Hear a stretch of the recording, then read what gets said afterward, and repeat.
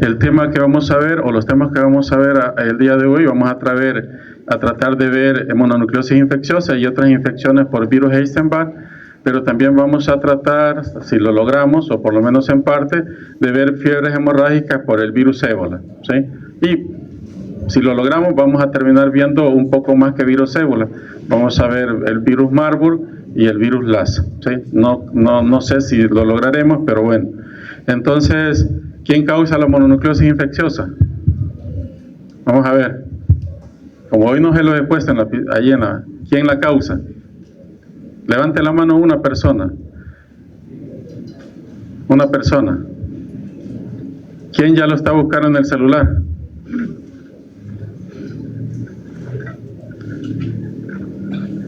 Ajá. ¿Ya lo encontraste? Bueno. Ok, miren. Ese es la peor frustración para un docente, ¿sí? Que también lo debería de ser para ustedes, pero para el docente, de que hayamos pasado transmisibles 1 y se les pregunte enfermedad y ni siquiera sepan quién es el agente etiológico de esa enfermedad. Por eso yo digo que a veces le damos tanto, y lo primero que debería hacer es que ustedes sepan qué causa X enfermedad, a tener esa conexión en su cerebro, ¿sí? No pueden llegar, por favor, a cuarto año, y se los estoy diciendo ahorita para que vayan y agarren el lista de enfermedades, que no son solo los temas de enfermedades transmisibles 2, porque a veces hay varias enfermedades en un tema. Hagan la lista y escriban a la par el agente etiológico. Va a ser muy penoso. Si sigue hablando alguien acá, por favor se sale. Después me busca para la asistencia y lo voy a dejar que firme. Bye. Mejor oferta no le puedo hacer. ¿De acuerdo? Entonces, va a ser muy penoso que ustedes vayan a cuarto año y les pregunten, ¿y quién causa este cuadro clínico del paciente? Y ustedes no sepan ni siquiera el nombre del microorganismo, ¿sí? Está bien que no sepan la patogenia, que no sepan los factores de virulencia, que no sepan el periodo de incubación, que no sepan todo eso, todo lo demás, pero por lo menos el nombre del microorganismo que causa X enfermedad lo deben de saber. Hay enfermedades que por persistencia ya la saben, ¿verdad? ¿Quién causa el dengue? Aedes aegypti.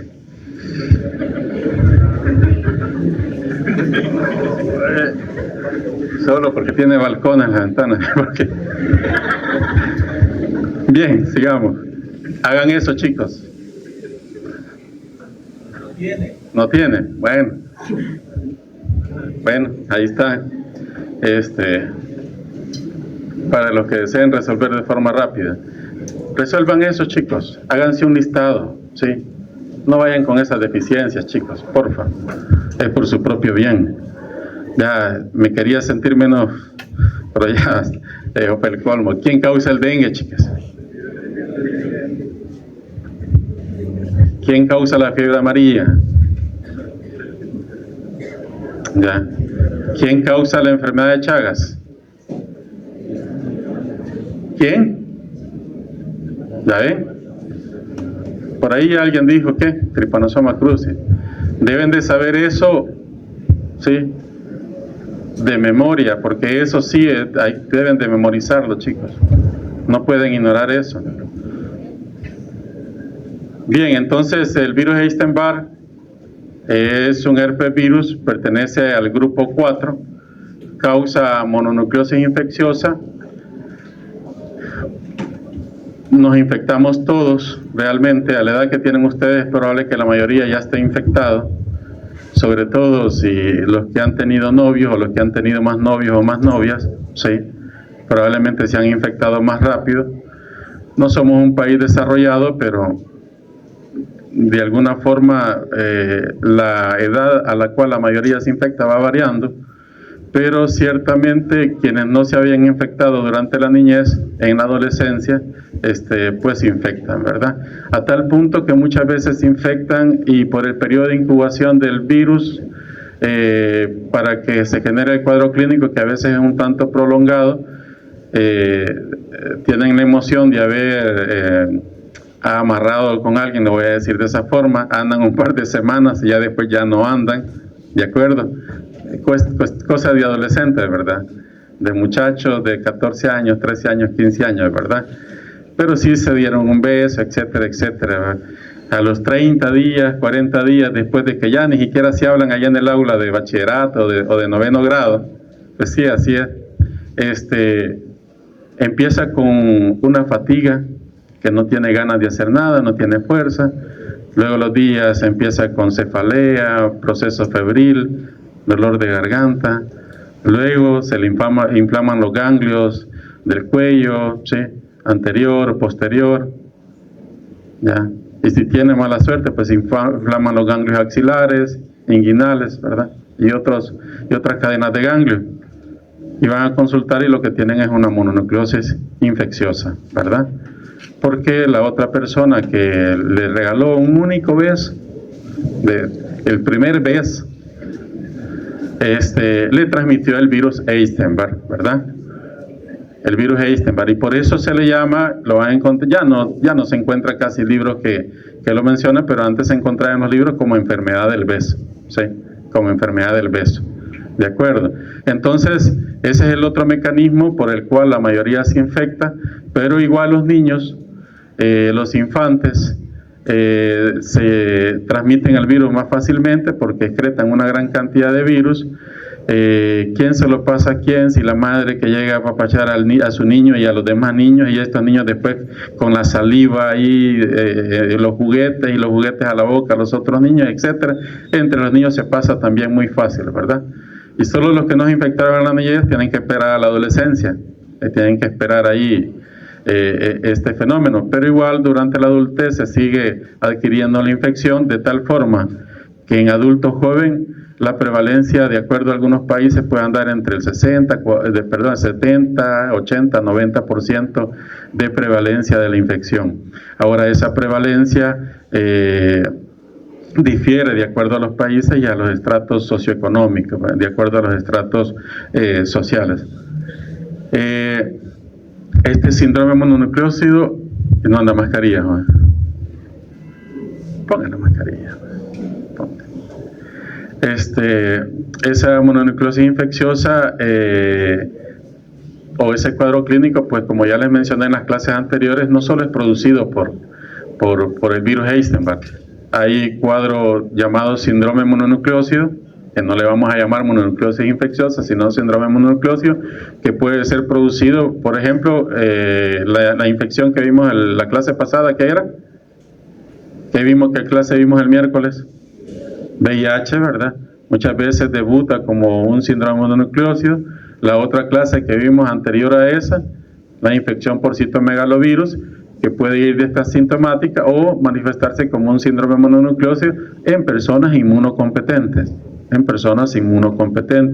La infección por adenovirus igual puede simular un cuadro de síndrome mononucleósido y muchas infecciones. Ahí solo he puesto algunas de origen viral, pero también infecciones parasitarias pueden simular un síndrome mononucleósido, ¿sí? La misma tripanosomiasis americana que les preguntaba hace un momento, a veces puede cursar con un cuadro tipo síndrome mononucleósido cuando se está al inicio de Chagas agudas. Entonces, estos virus, como ya habíamos mencionado en la transmisibles 1, se caracterizan después de que nos infectamos, que el cuadro pueda ser asintomático o pueda ser sintomático en grado variable, es decir, que la mononucleosis infecciosa puede presentarse solo parte de ella, ¿sí? Y no toda. Puede ser que haya fiebre, malestar general, fatiga, pero que no haya inflamación aparente de ganglios. O sea, puede presentarse en grado variable. Y es autorresolutiva, es decir, la mayoría vamos a resolver eso, independientemente sea asintomática o sintomática, va a autorresolver, ¿sí? Todos los que somos inmunocompetentes, ¿sí?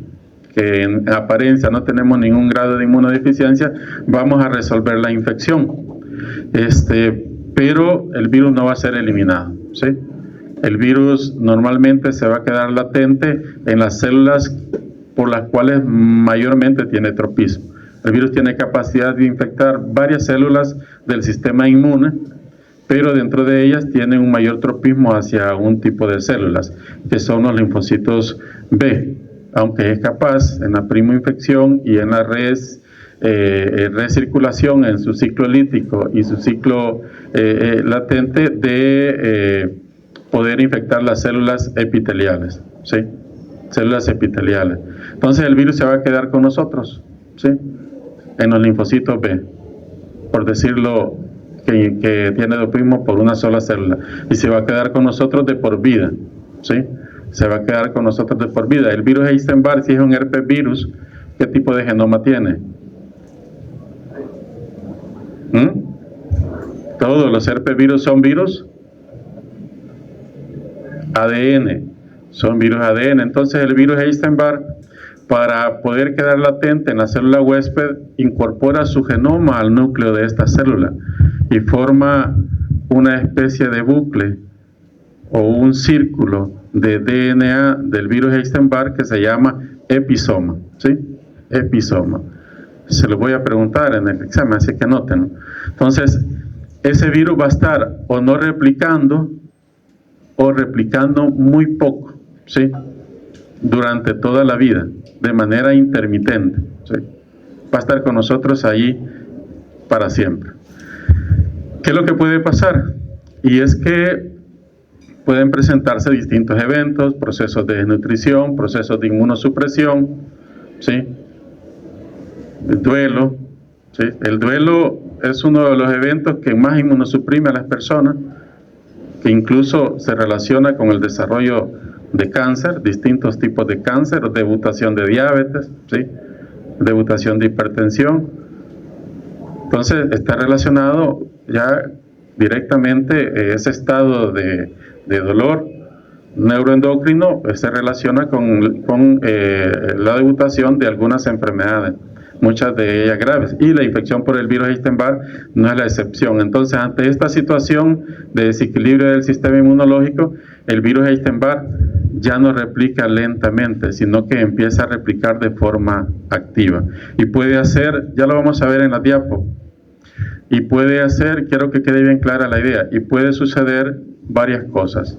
La primera es que comienza a replicar y comienza a excretar una gran cantidad de partículas virales y puede provocar que estos linfocitos B proliferen más todavía, ¿sí? Vamos a tener una gran cantidad de linfocitos B que proliferan más que si no estuvieran infectados con el virus Epstein-Barr en ese proceso de replicación activa. Pero además de eso, en algunas ocasiones no solo aumenta la proliferación del linfocito B, sino que hace modificaciones genéticas marcando estas células para volverlas inmortales, ¿sí? Entonces ya no tenemos solo linfocitos B que se están multiplicando mayormente, sino que tenemos linfocitos B que se están multiplicando, pero que además se vuelven inmortales, ¿sí? Se vuelven inmortales. ¿De acuerdo? ¿Y qué pasa si una célula se inmortaliza y está proliferando? ¿Qué es eso? Correcto, es cáncer, ¿verdad? Entonces, el espectro de enfermedades del virus Epstein-Barr va desde la infección que les expliqué al principio hasta la generación de cáncer.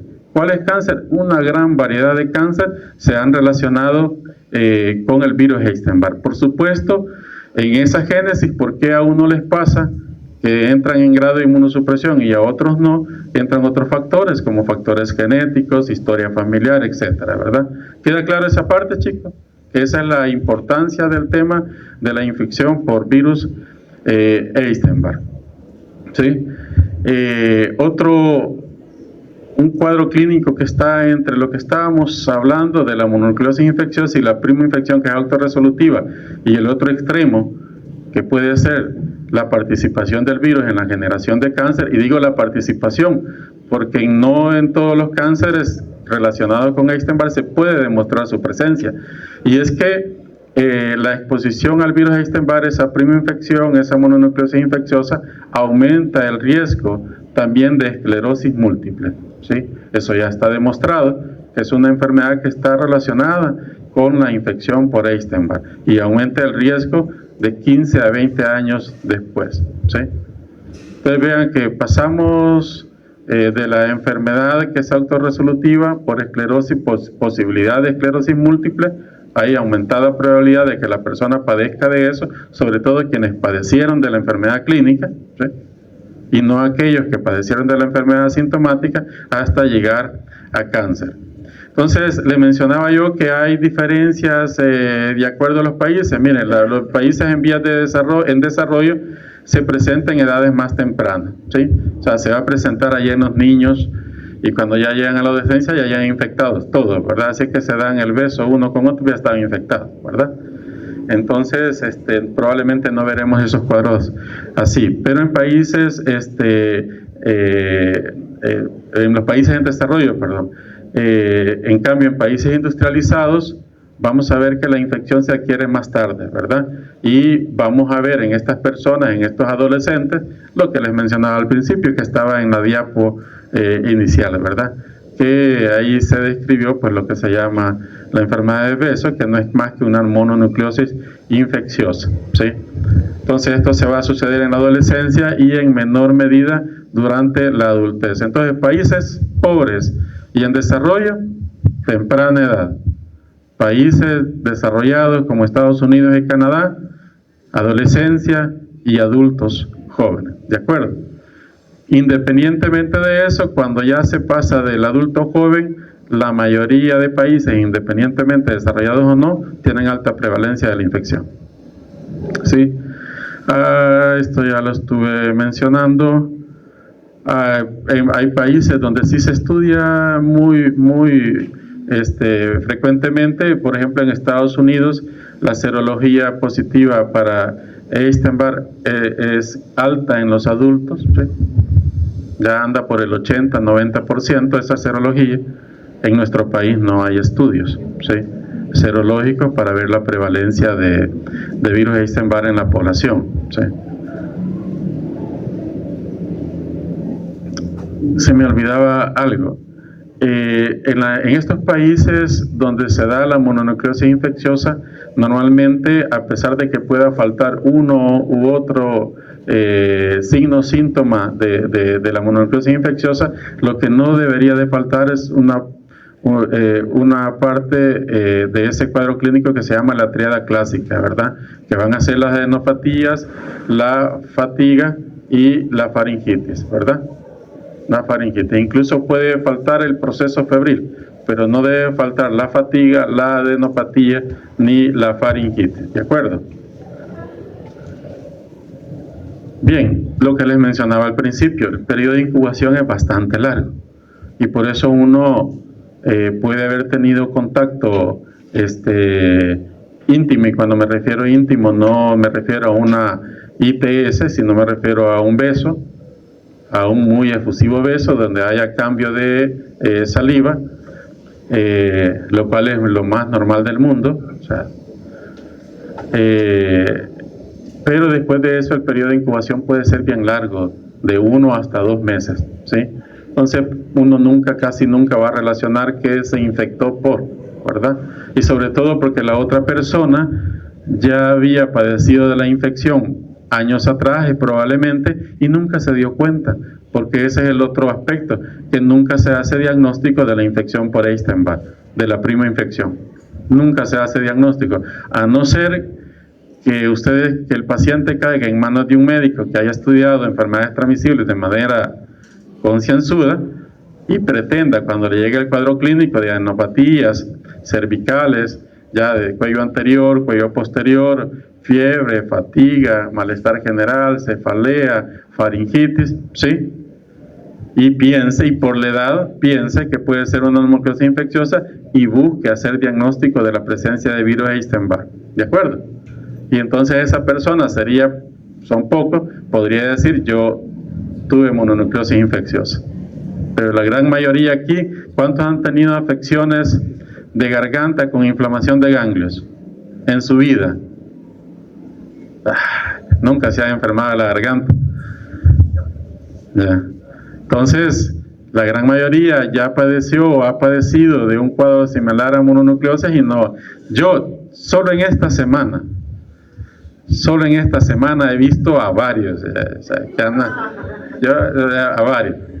¿Ya? Por supuesto, el cuadro clínico de faringitis, adenopatías, fiebre, fatiga, ¿qué les puedo decir? ¿Sí? Puede ser también un cuadro compatible con una faringitis estreptocóxica, ¿sí?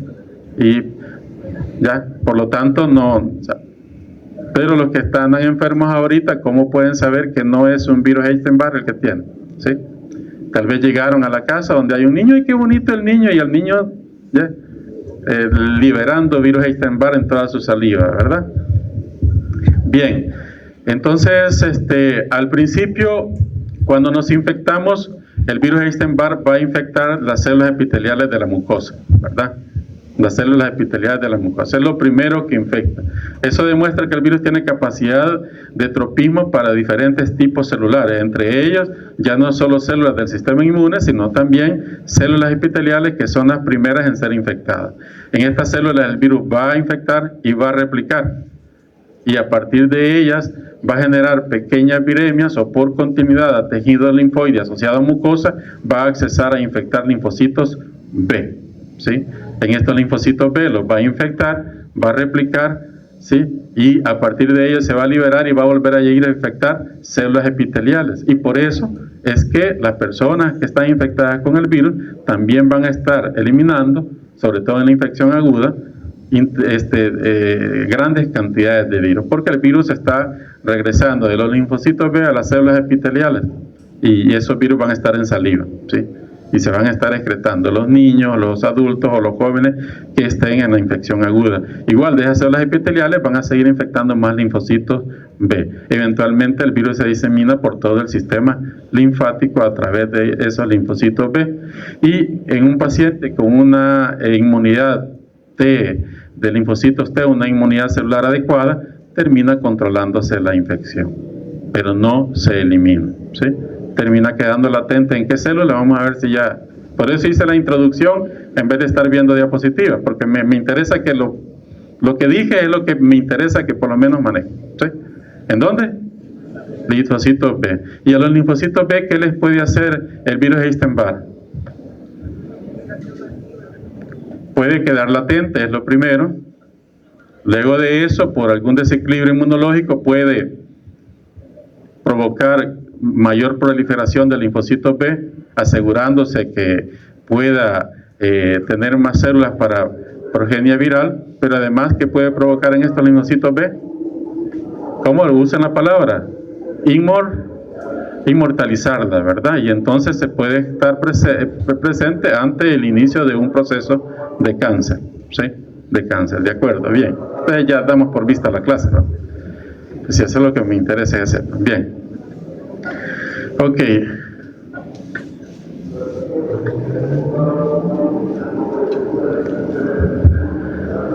Entonces, el virus Epstein-Barr tiene una gran cantidad de proteínas. No es objetivo de la clase estar viendo esas proteínas, pero esas proteínas inciden en mayor o menor medida en el efecto de aumento de proliferación o en el efecto inmortalizador o en quedar latente, ¿de acuerdo? Por ejemplo, la proteína EBNA1, ¿sí? O la proteína 1 o de antígeno nuclear de virus Epstein-Barr es la que de alguna forma interviene en la generación de infección latente en los linfocitos B, ¿sí? Aún en presencia de una respuesta inmune celular adecuada. Como les dije al principio, esa respuesta inmune celular adecuada en la primera infección controla la infección, pero no la va a eliminar. Y además, esta va a quedar latente, y una de las proteínas del virus Epstein-Barr que más incide en la generación de esa latencia en linfocitos B, aunque puede quedar latente también en otras células del sistema inmune que infecta, como linfocitos T, células NK, que también las puede infectar, pero primordialmente esa latencia va a quedar en las células que más infectan, en los linfocitos B, por participación de la proteína de antígeno nuclear de virus Epstein-Barr 1 o EBNA1, ¿sí? Aunque participan otras proteínas, ¿de acuerdo? Pero esta es una de las que más incidencia tiene en esa latencia. Luego, cuando el virus ha desaparecido de circulación, el sistema inmunológico tiene menos estímulo ya antigénico, ¿sí? Y por lo tanto la respuesta de células T baja, porque el virus Epstein-Barr, ¿dónde se ha quedado? ¿En qué parte se ha quedado? Inmunológicamente privilegiada también. ¿Dónde se ha quedado el virus escondido, por decirlo de esa forma? En el núcleo. ¿En forma de qué? En forma de episoma, ¿verdad? Correcto, la felicito. Así tienen que... Yo todos quisiera que contestaran así. Sé que muchos lo tenían en su mente, ya lo iban a decir. A la próxima vez díganlo. En forma de episoma. Entonces, ese virus ahí está en un lugar que podríamos llamarle inmunológicamente privilegiado, porque la respuesta inmune celular no va a actuar en ese lugar. ¿De acuerdo? Entonces, baja el estímulo antigénico por ausencia del virus en circulación, ¿sí? Y por lo tanto el virus puede proceder a cambiar la función, aumentar la proliferación del linfocito B o incluso llegar a inmortalizarlo. Y las proteínas que más inciden en eso son otra proteína de antígeno nuclear, que es la 2, y la proteína latente de membrana, entre ellas la proteína latente de membrana 1, ¿sí? De acuerdo, entonces ya llevamos varias proteínas del virus que interfieren en la génesis de las patologías. Bien, ¿cómo se da la mononucleosis infecciosa? Ya vimos, el periodo de incubación es largo, ¿sí? O sea, la enfermedad va a aparecer de la nada y uno lo que puede pensar es que es un resfriado, una faringitis, etc. Entonces, el periodo prodrómico también va a ser un tanto prolongado, puede ser hasta de 15 días, y va a iniciar con síntomas como fiebre, un dolor de garganta, y si tenemos fiebre y un dolor de garganta, ¿qué es lo que dice uno? Ah, ya me voy a enfermar, me va a dar gripe. Y así cursa la mayoría de cuadros, ¿verdad? En los niños, sobre todo de más pequeña edad, pues este periodo de incubación, el periodo de latencia es todavía más corto. Sin embargo, en ellos el cuadro clínico va a ser más inespecífico. No vamos a ver, como les dije, el cuadro de mononucleosis infecciosa no lo vamos a ver en un niño de 2 años, ¿sí? Ahí va a ser un cuadro bien inespecífico. ¿En quiénes vamos a ver el cuadro de mononucleosis infecciosa primordialmente? Adolescentes, ¿verdad? O en adultos, ¿sí?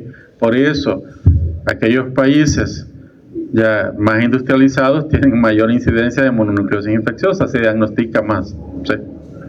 Entonces, independientemente de la edad, cuando alguien padece mononucleosis infecciosa va a tener todos los síntomas que ya mencioné, ¿verdad?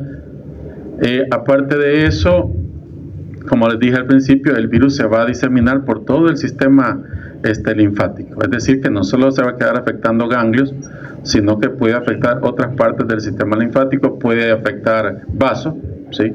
Incluso puede provocar esplenomegalia importante, ¿sí? Y por lo tanto puede haber dolor abdominal, ¿sí? Hasta a puntos de cuadros de abdomen agudo por un dolor abdominal de origen esplénico grave, ¿sí? Grave. Entonces puede ir escalando en gravedad también el cuadro de mononucleosis infecciosa. Aunado a esto, puede haber también una erupción maculopapular que nos puede confundir con otros cuadros clínicos exantemáticos que podemos tener presentándose en nuestro país. ¿Qué enfermedades febriles exantemáticas tenemos en nuestro país frecuentemente? Ajá. Pero digamos que varicela, aunque sí es otro de los virus que puede dar un cuadro también síndrome mononucleósico, pero cuando se desenlaza la enfermedad es bien difícil confundir el diagnóstico, ¿verdad? Pero tenemos un montón de enfermedades febriles exantemáticas, ¿verdad? Tenemos dengue, tenemos zika, tenemos chikungunya, ¿sí? Entonces tenemos varias enfermedades febriles exantemáticas que también pueden hacernos tambalear allí en nuestro diagnóstico, ¿de acuerdo? Entonces, básicamente, ese sería el cuadro clínico de mononucleosis infecciosa. Y aquí se suma algo que frecuentemente pasa, que también contribuye a que no diagnostiquemos tanto este cuadro. Y es que, aparte de todo lo que ya les dije, fatiga, adenopatías, etcétera, etcétera, cuando venimos y hacemos el examen clínico de la faringe, normalmente encontramos esto. Entonces el médico cuando ve eso, sobre todo porque esta secreción puede ser de tipo hialino hasta amarillenta, y sobre todo si usted la ve amarillenta, en cuanto usted pone el bajalengua, ya la mayoría de médicos, no ustedes que están escuchando mi clase, ¿sí? Ustedes no lo van a hacer. La mayoría de médicos cuando meten el bajalengua y ven la secreción amarillenta, casi verdosa, ¿lo ven? No, pero penicilina, ¿sí? Amoxicilina, ácido clavulano. Yo tengo una gran faringitis ahí y vaya para su casa a estar de discapacidad. O sea, hasta ahí llegó el diagnóstico de mononucleosis infecciosa, ¿sí? Porque a veces puede darse eso, ¿verdad? Ya, agrandamiento de amígdalas y esa secreción, y realmente estamos ante una mononucleosis infecciosa, ¿sí? La triada que les mencioné es importante tomarla en cuenta, ¿sí? La fatiga persistente, no de 2 días, sino que, mire, me empecé a sentir cansado de hace 2 semanas y ahorita mire cómo ando con este montón de ganglios y mire la garganta me duele, bueno, tengo dolor aquí abdominal. Es decir, la triada clásica hay que tomarla en cuenta para no caer en estos errores de diagnosticar faringitis, faringoamigdalitis aguda, que es el diagnóstico que les ponen a ustedes en las incapacidades médicas ya por inercia, ¿sí? Sí, no digo que no estén enfermos, pero lo que no entiendo yo, cómo es que les ponen el mismo diagnóstico a todos. Ya. Pero bueno, entonces ese es otro aspecto que deben de tomar en cuenta, ¿sí? No confundirlo con una afección bacteriana. Complicaciones que puede tener, y no estoy hablando de cáncer, ¿sí? Sino que complicaciones que puede haber en la prima infección durante el cuadro de mononucleosis infecciosa, ¿sí? Entonces puede haber ruptura esplénica cuando el agrandamiento del vaso es exagerado, va a haber un dolor abdominal que va a llegar a un dolor de abdomen agudo, que si usted va al Rosales es capaz que hasta le ofrecen cirugía, ¿de acuerdo? Y no estaría tirado los cabellos porque puede darse el caso de ruptura esplénica, ¿sí? Y es un cuadro muy grave que puede ser mortal si no es tratado a tiempo por cirugía, ¿de acuerdo? Entonces puede haber ese tipo de complicaciones. Si el cuadro de infección por virus Epstein-Barr se está dando en niños, y estos niños en ese momento o en esa semana se infecta por el virus sincitial respiratorio, ya está demostrado que tiene una mayor probabilidad de tener un cuadro obstructivo de vías aéreas inferiores, ¿sí? Un cuadro obstructivo. Puede haber sobreinfección bacteriana, ¿sí? Puede haber complicaciones hematológicas, ahí podemos tener trombocitopenia, neutropenia, destrucción de eritrocitos, vamos a observar anemia, es decir, vamos a encontrar varias manifestaciones que ya es un signo de que el cuadro de mononucleosis se nos está complicando. También hay complicaciones que pueden ser neurológicas. Podemos tener síndromes clínicos parecidos a meningitis, encefalitis, o las personas con mononucleosis infecciosa, después de haber estado enfermo, que fue donde el médico le diagnosticó faringoamigdalitis aguda, le dejó acitromicina, lo mandó para su casa y semana después debuta con un síndrome de Guillain-Barré, aparece en la cama que ya no puede moverse, ¿sí? O que ya no puede mover las piernas, le cuesta mover ya un brazo, ¿sí? Y aparece con un síndrome de Guillain-Barré, ¿ya? De repente pierde conciencia y ya no puede interactuar con sus semejantes, y tenemos ya un paciente que de mononucleosis infecciosa llegó a un Guillain-Barré porque no se hizo el diagnóstico adecuado. Y para ser justo, esta persona con mononucleosis infecciosa pues tenía alguna predisposición, probablemente genética, a la infección del virus Epstein-Barr mayor que los demás, y por eso llegó a una complicación de tipo neurológica. Pero por supuesto que si hiciéramos el diagnóstico temprano, ¿sí?, y certero de una infección por Epstein-Barr y debuta el cuadro con eso, y yo ya tengo certificado que está en un cuadro agudo de infección por Epstein-Barr, en una preinfección, pues entonces yo procedería a darle el manejo adecuado. Si no termina, como muchos casos de síndrome de Guillain-Barré que están en los hospitales, de origen por determinar, ¿sí? De origen por determinar. Y como la persona ya no puede hablar, ya no puede interactuar, no va a poder decir, mire, es que hace 2 semanas estuve con, ¿sí?, y fue a pasar consulta, ¿de acuerdo? Entonces, Hay que tomar en cuenta que la mononucleosis infecciosa puede determinar en ese desenlace. Entonces, los parámetros de laboratorio, por lo tanto, pueden ir desde que no se altera una ligera linfocitosis a predominio de linfocitos B, pero que de ahí no pase, o tener alteraciones muy marcadas en los exámenes de laboratorio, una gran leucocitosis que puede llegar a 15.000, 20.000, en donde vamos a tener un 66% de linfocitos, y dentro de esos linfocitos también es importante mencionar, y esto es para los colegas de laboratorio clínico y para ustedes también, cuando les manden la fórmula y ustedes observen que tienen un 70% de linfocitos, ahí no les van a decir si B o T, ustedes saben que dentro de eso van linfocitos B, pero además les dicen se observa 15, 20, 25% de linfocitos atípicos, ¿sí? Entonces los linfocitos atípicos deben de ser reportados. Si tengo un cuadro compatible de mononucleosis infecciosa y tengo ya algún signo de complicación neurológica y todo, es importante también que la fórmula hemática se reporte de forma adecuada y ustedes lo tomen en cuenta. También puede afectar el hígado y por lo tanto vamos a tener alteración de enzimas hepáticas. En el frotis de sangre periférica vamos a también poderlo pedir y podemos observar esos linfocitos atípicos. Podemos hacer estudios de médula ósea, radiografía de tórax, ultrasonografía, vamos a poder ver agrandamiento del vaso, inflamación de vaso, hepatomegalia, ¿sí? O incluso podemos observar cadenas ganglionares pues agrandadas. Podemos hacer estudios inmunohistoquímicos, ¿ya? Igual podemos a partir de esos ganglios, pero aquí ya estaríamos hablando de que el paciente ya no está en un cuadro de mononucleosis infecciosa, sino que ha entrado en un cuadro más complicado, que podría incluso ser compatible con cáncer.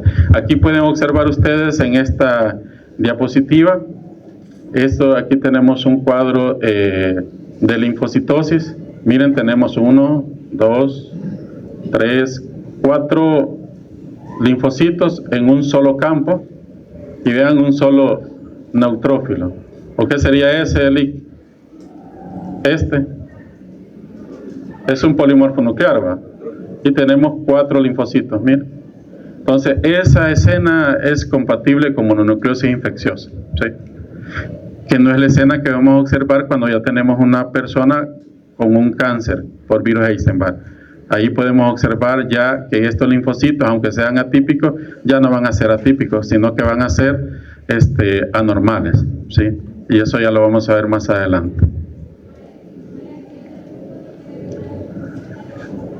El diagnóstico depende de la fase en la que se encuentra la infección. Si está en la fase de replicación activa, que es la fase lítica, ¿sí?, en donde el virus está circulando de linfocitos B a células epiteliales de la orofaringe y de las células epiteliales a los linfocitos B, entonces así dependiendo... Vaya, chicos. Bien, entonces de acuerdo a eso, si está en la fase de latencia, allá en forma de episoma, replicando muy poco y produciendo un patrón diferente de proteína, así va a ser el diagnóstico o las herramientas diagnósticas que vamos a utilizar.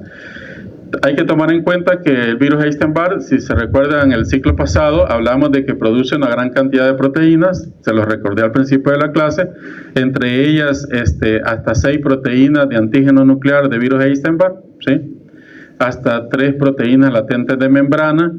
También hay antígenos de membrana detectable en los linfocitos. Eso no lo vamos a ver, pero resulta que los linfocitos B o los linfocitos T o células NK que estén infectadas con el virus Epstein-Barr y está en replicación en fase latente, pero con replicación, aunque sea en menor medida, el linfocito puede cambiar su patrón de marcadores de superficie, ¿sí? Y por lo tanto también hay patrones que se reconocen que por inmunohistoquímica, ¿sí?, ¿ya?, o por citometría de flujo podemos detectar la presencia de esos marcadores y poder determinar que el linfocito presenta una una X o Y marcador que es compatible a la infección por virus Epstein-Barr, o que presenta X o Y marcador y que es compatible ya con la transformación maligna de esta célula, ¿sí? Pero eso no es objetivo de la clase, pero se los pongo porque no se separan al momento de evaluar a los pacientes, no se separan los diagnósticos. También evaluamos los marcadores en la superficie del linfocito B. Igual hay proteínas del virus, directamente del virus Epstein-Barr, que podemos detectar como la proteína de membrana, o también llamada glicoproteína 350, que es la proteína, una de las proteínas que el virus Epstein-Barr utiliza para unirse al receptor en los linfocitos B, cuyo receptor es CD21, ¿sí? CD21. También podemos buscar o hacer estudios serológicos buscando anticuerpos contra esta antígeno de membrana, pero también podemos detectar otros antígenos como el antígeno de la cápside y antígenos, anticuerpos contra antígenos de la cápside o anticuerpos contra el antígeno nuclear. Eso lo podríamos hacer durante la fase lítica, pero, durante la fase de latencia, y durante la fase lítica hay otras proteínas que produce el virus. Tenemos los antígenos precoces, ¿sí? OEA, que tenemos de dos tipos, de expresión celular difusa y de expresión celular restringida. Esos antígenos los podemos detectar y la presencia de ellos nos ayuda a determinar que la infección está en su fase lítica. Igual, el antígeno de la cápside, la presencia de él y la presencia de anticuerpos o por otra técnica para su detección nos demuestra que el virus está en su fase lítica, en su fase de replicación muy activa, ¿sí? Y es lo mejor que se pudo ver esa gráfica. Entonces vean acá que dependiendo de la infección, así podemos ir viendo cómo se va pudiendo hacer el diagnóstico, ¿sí? Porque estas proteínas se van elevando, no se elevan en un solo momento, sino que se pueden elevar en distintos momentos. Así que en las primeras semanas, ¿qué anticuerpos son los que se elevan en una primera infección? Primero la IgM. Entonces lo primero que vamos a poder detectar es IgM contra el antígeno de cápside del virus Epstein-Barr, ¿verdad? Luego podemos encontrar anticuerpos contra los antígenos de expresión temprana, ¿sí? Luego podemos encontrar anticuerpos contra... cuando se generan anticuerpos contra los antígenos del virus, hay un grupo de anticuerpos que pueden generar aglutinación de eritrocitos, ¿sí? Es decir, que estos anticuerpos que se generan con algún antígeno del virus Epstein-Barr pueden hacer o interactuar con eritrocitos de otras especies y hacer que se aglutinen. Estos anticuerpos son llamados anticuerpos heterófilos, ¿sí? O OH, ¿sí? Anticuerpos heterófilos. Entonces, estos anticuerpos heterófilos igual los podemos detectar, ¿sí? Podemos detectarlos, pero ya en estados más tardíos de la primoinfección. Luego de eso, si ustedes se recuerdan, cuando la infección se va controlando, ¿sí? Cuando la infección se va controlando, el virus puede continuar replicando, ¿sí? Y posterior a ello, lo que podemos encontrar es IgG contra otros antígenos, ¿sí? Por ejemplo, contra el antígeno de cápside o contra antígeno EMNA o proteína EMNA, independientemente si es EMNA 1, 2, 3, 4, 5, 6, ¿de acuerdo? Y eso va a permanecer muy posiblemente de por vida. Así es que uno puede testearse EMNA, ¿sí? O anticuerpos contra la cápside, y puede ser que la prueba no salga positiva, ¿sí? Porque el virus Epstein-Barr, que está de forma episomal, pues algo está replicando y produciendo esas proteínas. Entonces, para no complicar con la gráfica anterior, pues aquí está este cuadro. Vean que aquí tenemos las enfermedades en general. Solo 6 he puesto de casi 60 entidades clínicas que están relacionadas con la infección por virus Epstein-Barr. Voy a corregir, más de 60 entidades clínicas que se relacionan directa o indirectamente con la infección por virus de Epstein-Barr, pero aquí he puesto 6 nada más. Primero, quienes nos infectamos, quienes no estamos infectados, daría todo negativo, no tiene por qué aparecer absolutamente nada, ¿verdad? Si aparece EPNA por ahí, está infectado, ¿verdad? Si no aparece EPNA y aparece el anticuerpo contra el antígeno de la cápside, está infectado, ¿sí? Entonces, para decir que alguien no está infectado, tiene que salir negativo todo eso, miren, todo esto, ¿sí? Todo. En la mononucleosis infecciosa, vean, van a estar presentes los anticuerpos heterófilos, la IgM contra el antígeno de la cápside, IgG contra antígenos de la cápside y anticuerpos contra los antígenos de expresión temprana, ¿sí? ¿De acuerdo?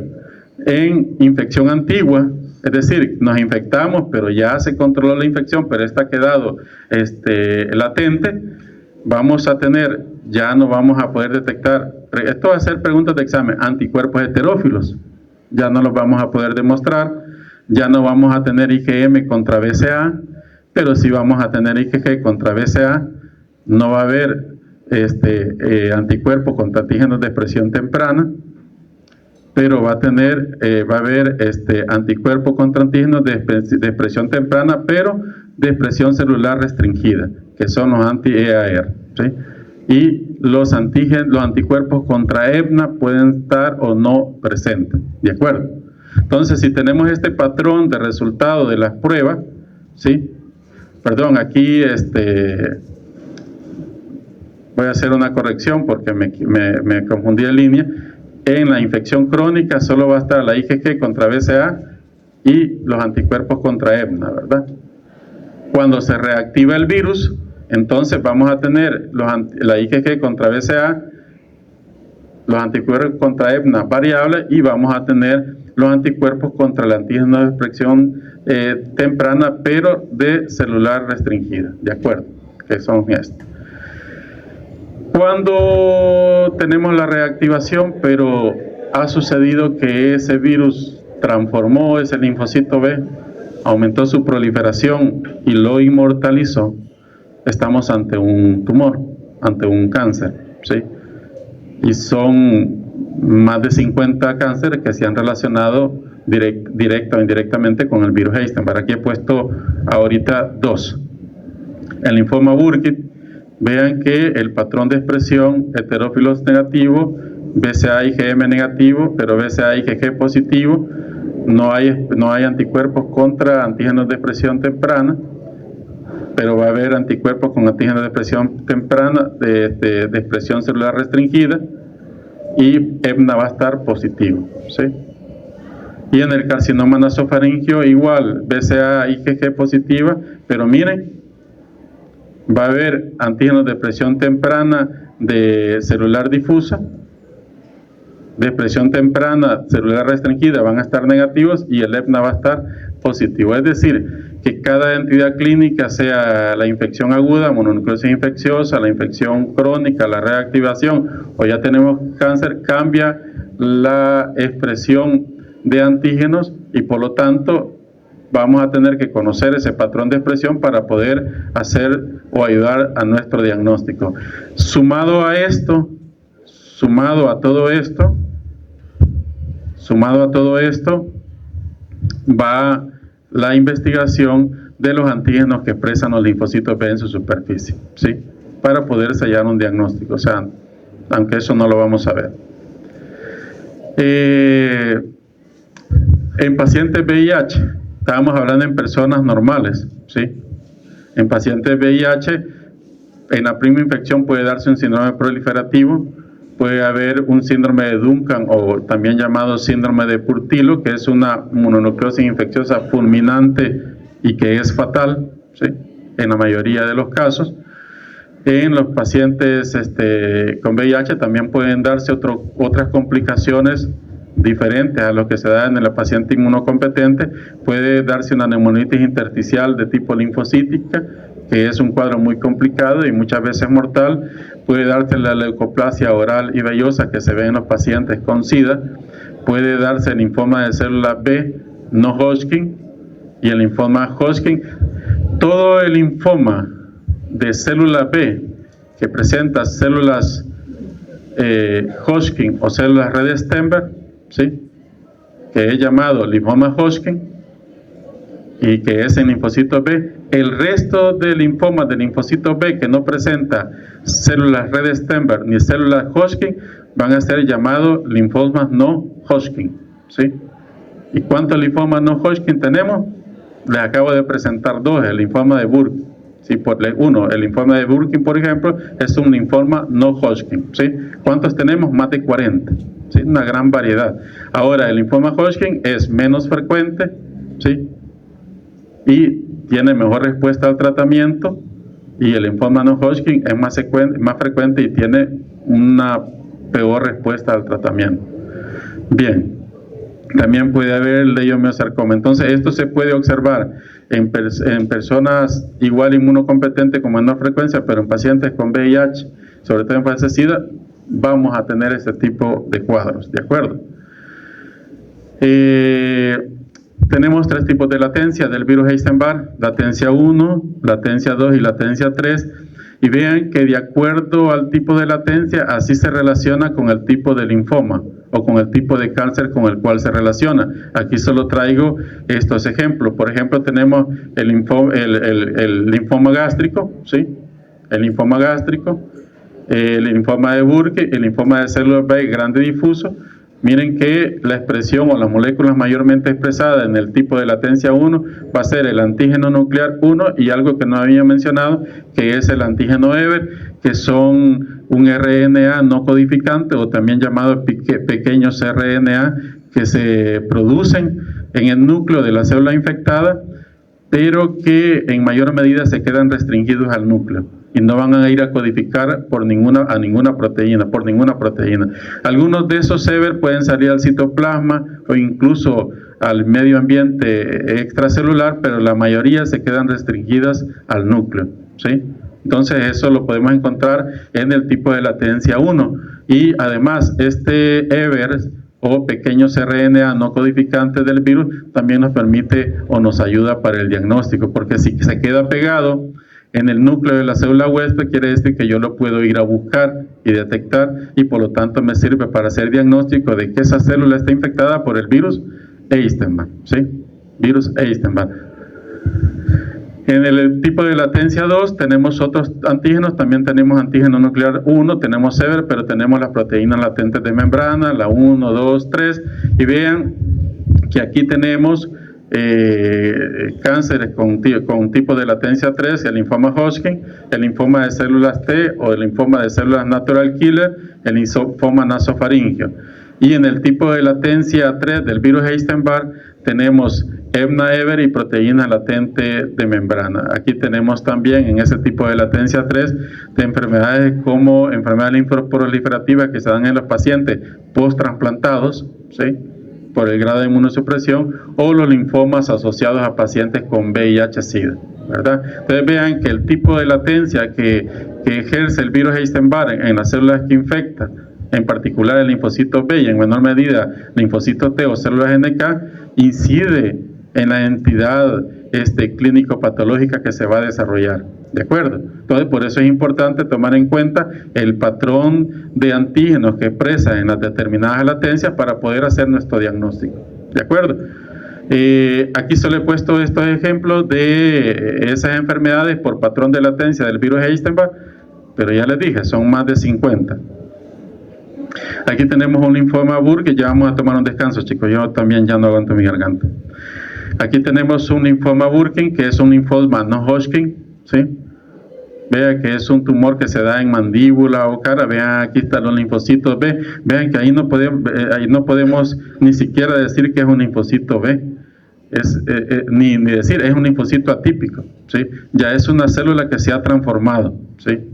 Ya esto es característico. Vean, una célula que se ha transformado, y probablemente por aquí tenemos una que todavía podría considerarse como medianamente normal o atípica, pero todas estas células ya son células transformadas que se presentan en linfoma Burkitt. Vean que en esta biopsia de este linfoma no observamos ni células Hodgkin ni células de Red-Stenberg, ¿sí?, que ya vamos a ver más adelante. Entonces tenemos este linfoma Burkitt.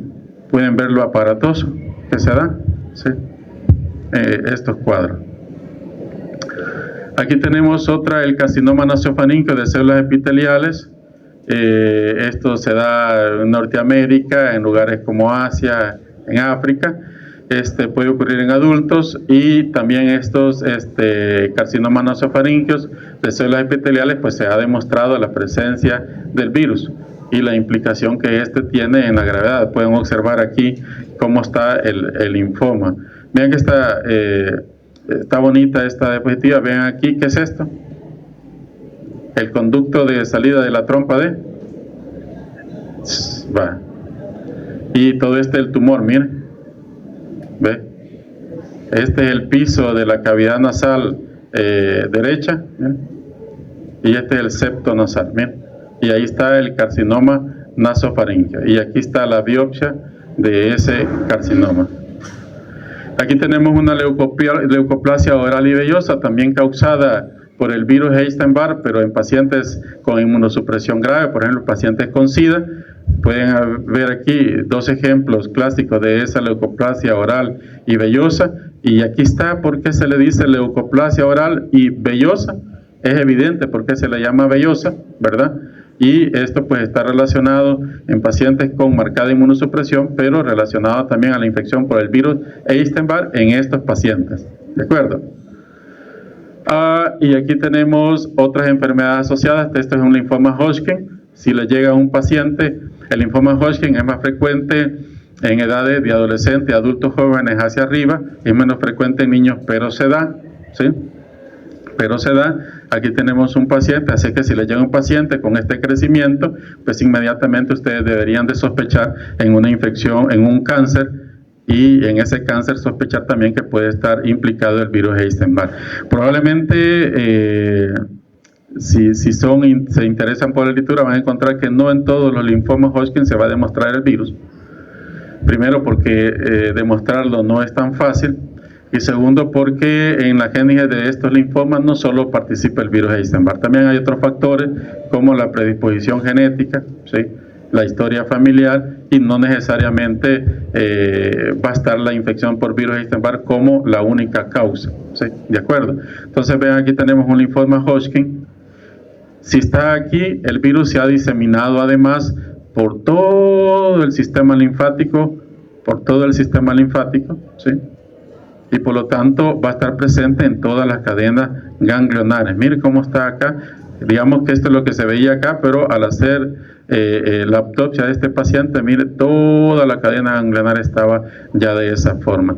De acuerdo a qué tan afectado está el sistema linfático, así es el estadiaje de linfoma Hodgkin, ¿sí?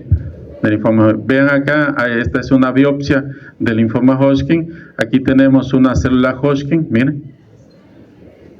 Vean que era un linfocito B que se transformó, comenzó a proliferar, creció de tamaño, y ya no podemos decir que sea un linfocito B, es una célula Hodgkin, una célula maligna, ¿sí? Aquí tenemos otra célula característica del linfoma Hodgkin, que es una célula Red-Stenberg, que es una célula binucleada a veces, se llama o célula Embu, o puede tener varios núcleos como esta. Es una célula Red-Stenberg.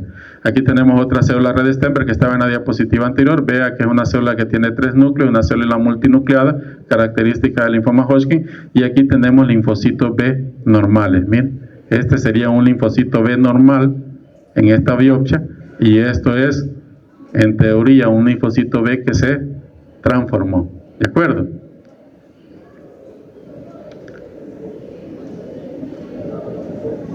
Y aquí les traía este cuadro de las diferencias entre linfoma Hodgkin y no Hodgkin, pero se lo voy a dejar ahí solo para que lo lean, no va a ser evaluado.